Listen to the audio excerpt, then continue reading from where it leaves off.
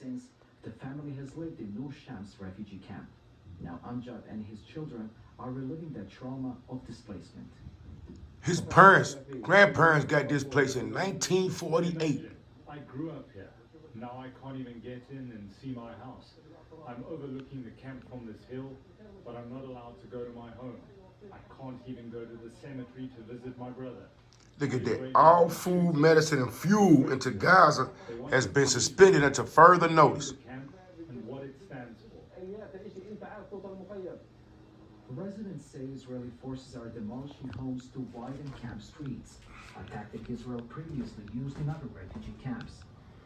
Many believe these wider roads will give the military greater control over the area to stop any acts of resisting the occupation. Families describe facing an impossible choice: flee immediately or risk being caught in a widening Israeli assault.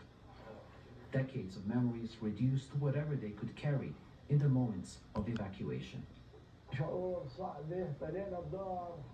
It's so hard. I built this house one stone at a time. I bought a house next to it too. Now it's all gone.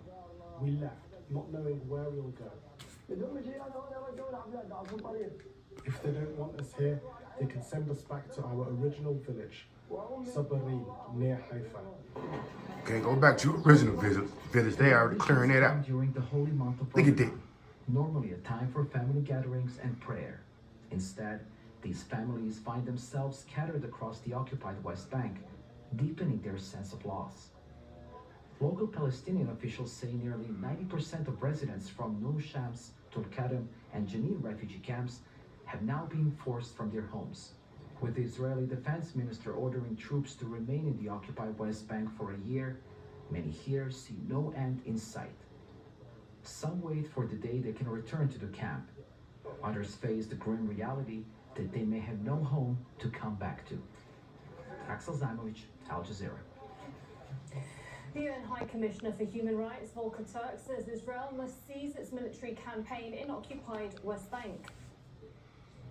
In the West Bank, I'm alarmed by the use of military weapons and tactics, including tanks and airstrikes against Palestinians. You're not alone. Destruction and emptying of It's what your people do. the expansion of illegal settlements, the severe restrictions on Since 1967, they've been occupying the West Bank. So why is it 2025 and y'all ain't did shit? unilateral actions and threats. Oh, they all Edomites. My fault. In violation of international law must stop. Violent confrontations have broken out at the Israeli Knesset between security forces and family members of people that were taken captive or killed on October 7th. Yeah, sedition among men over in Israel. When they attempted to enter the Knesset's main hall where Prime Minister Benjamin Netanyahu was speaking. The families are demanding the establishment of a state commission into the events of October 7th. Hamza Salhout has more from the Jordanian capital Amman because the Israeli government and the Palestinian Authority have banned Al Jazeera from reporting in Israel and occupied West Bank.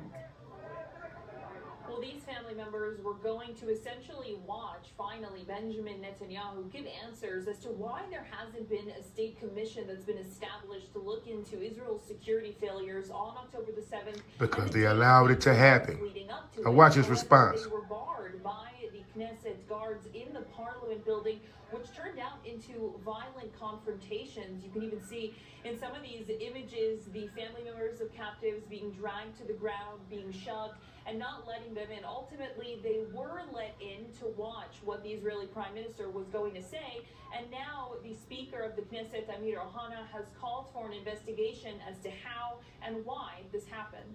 Netanyahu has said from the beginning that there should be some sort of independent investigation, but it should happen long after the war is over and people... Yeah, so y'all can almost forget what happened. ...saying that to try and put it off because he wants to deny any sort of responsibility. Now, Netanyahu said that it should be an independent investigation, free from any political bias, not going to any... That's more than likely ain't gonna happen for the next 10 years. But members of the opposition, those who are also in the right wing, but Netanyahu's political rivals, have said that Netanyahu is, quote, a disgrace. And what they heard from the Israeli premier is no sort of acknowledgement of any responsibility for what happened. Netanyahu still has not acknowledged or accepted any fault for what happened, despite several members of the Israeli government already doing so, and the army chief of staff doing that as well, who has actually resigned, and his last day will be later this week. But Netanyahu took the opportunity, more or less, to say that he had a lot of accomplishments and that the war wasn't over and that Israel could return to the fighting to put more pressure on Hamas as part of Return to the fighting. Return to genocide? Meanwhile, Israelis have held a funeral for a captive whose body was returned as part of the ceasefire deal. A service for Itzhak al-Garat